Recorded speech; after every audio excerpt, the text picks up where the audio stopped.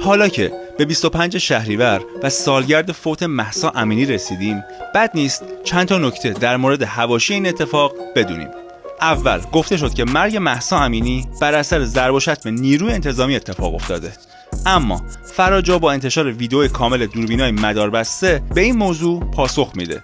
مقامات جمهوری اسلامی مرگ مهسا رو ناشی از بیماری قبلی اعلام میکنن و پدر مهسا مدعی میشه که توی این 22 سال مهسا هیچ بیماری نداشته. اینا دروغ میگن. به خدا دختر من برای یه بیماری ساده بیمارستان نرفته. اما در ادامه مدارک پزشکی مهسا منتشر میشه که بیماری قبلیش، جراحی‌ها و داروهای مصرفیش رو تایید میکنه. پدر مهسا هم که قبل از این چیز دیگه‌ای رو مدعی شده بود، حرفش رو تغییر میده و میگه درسته که دخترم جراحی داشته، اما تا به حال قش نکرده بوده. سپس با انتشار تصاویر CT اسکن مهسا امینی، رسانه‌های خارج از کشور مدعی میشن که مهسا دچار شکستگی جمجمه، خونریزی و ادم مغزی شده. اما انجمن رادیولوژی و متخصصان مربوطه اعلام میکنن که در این تصاویر نشونه‌ای از خونریزی مغزی نبوده و شواهدی از بیماری قبلی مهسا و جراحی اون مشهوده. حتی تصاویری از پدر مهسا امینی منتشر شد که در کنار دخترش تایید میکنه که ضربه‌ای به سر اون وارد نشده.